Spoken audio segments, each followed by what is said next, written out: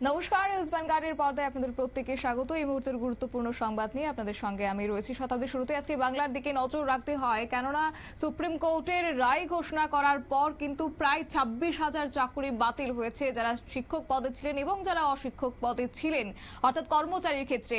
এবং এই ঘটনার পরও, এই বিষয়ের পর কিন্তু বাংলার রাজনীতি এখন উত্তপ্ত।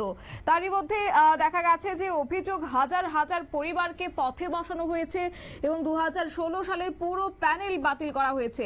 এই অভিযোগ করা হয়েছে। যদিও এই বিষয়কে কেন্দ্র করে কি রয়েছে বক্তব্য, সুকান্ত মজুমদার, কেন্দ্রীয় শিক্ষা প্রতিমন্ত্রী অর্থাৎ বাংলার বিজেপি রাজ্য সভাপতি, তিনি কি জানিয়েছেন শুনুন।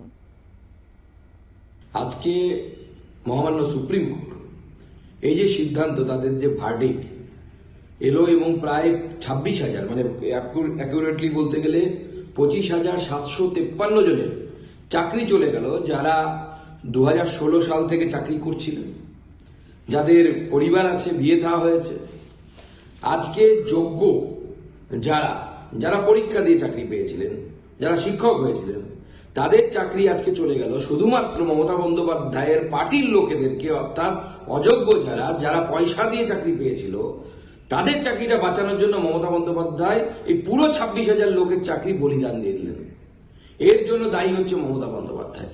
এই যে 26,000 পরিবার আজকে রাস্তায় বসে গেল, এর জন্য যদি কেউ দায়ী থাকে তা হচ্ছে সে হচ্ছে তৃণমূল কংগ্রেস এবং তৃণমূল কংগ্রেসের সর্বময় কর্ত্রী মমতা বন্দ্যোপাধ্যায় এবং তার চেলা চামুন্ডা, যারা লাখ লাখ টাকা নিয়ে এই চাকরিগুলো, কিছু চাকরি এর মধ্যে থেকে 26,000-এর মধ্যে থেকে যারা অযোগ্য তাদের চাকরিগুলো দিয়েছিলেন।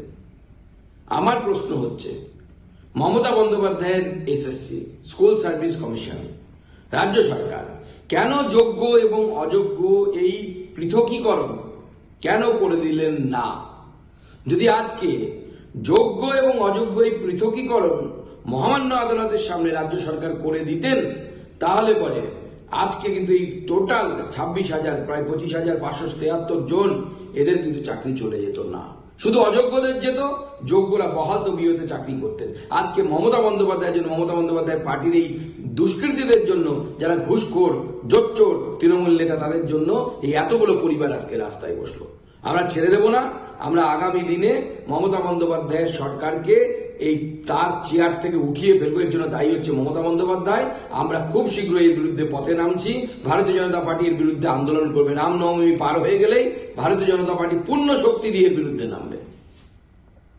আপনারা শুনলেন কেন্দ্রীয় শিক্ষা প্রতিমন্ত্রী সুকান্ত মজুমদারের বক্তব্য, অর্থাৎ মমতা বন্দ্যোপাধ্যায়কে চেয়ার থেকে সরানো হবে, এমনটাই হুঙ্কার তিনি দিলেন। এবং সেই সঙ্গে পশ্চিমবঙ্গে আজকে 25,752 জন শিক্ষক এবং কর্মচারী চাকরি চলে যাওয়া নিয়ে সুপ্রিম কোর্টে নির্দেশ দেওয়া হয়েছে, যেখানে যোগ্য এবং অযোগ্যদের বাছাই করা হয়নি, যার কারণে সুপ্রিম কোর্ট বৃহস্পতিবার 2016 সালের পুরো প্যানেল বাতিল করে দিয়েছে। আর এর জন্য দায়ী হচ্ছে মমতা বন্দ্যোপাধ্যায় সরকার, এমনটাই অভিযোগ তিনি তুললেন বাংলার বিজেপি রাজ্য সভাপতি। একই সঙ্গে সুপ্রিম কোর্টে প্রধান বিচারপতি সঞ্জীব খান্নার বেঞ্চ বৃহস্পতিবার এই রায় দিয়েছে।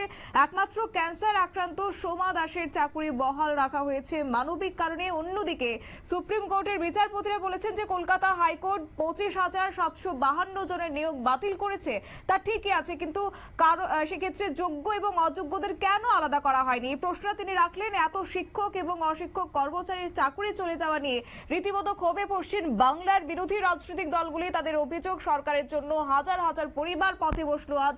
কেন্দ্রীয় শিক্ষা প্রতিমন্ত্রী সুকান্ত মজুমদারের গলাতেও একই তীব্র সমালোচনা লক্ষ্য করা গেছে এবং আগামী দিনে তারাই এই ইস্যুকে সামনে রেখে বৃহত্তর আন্দোলনে নামবেন বলেও হুঙ্কার দিলেন কেন্দ্রীয় শিক্ষা প্রতিমন্ত্রী। নিয়ে নিচ্ছি ছোট্ট একটি বিজ্ঞাপন বিরতি, সঙ্গে থাকুন।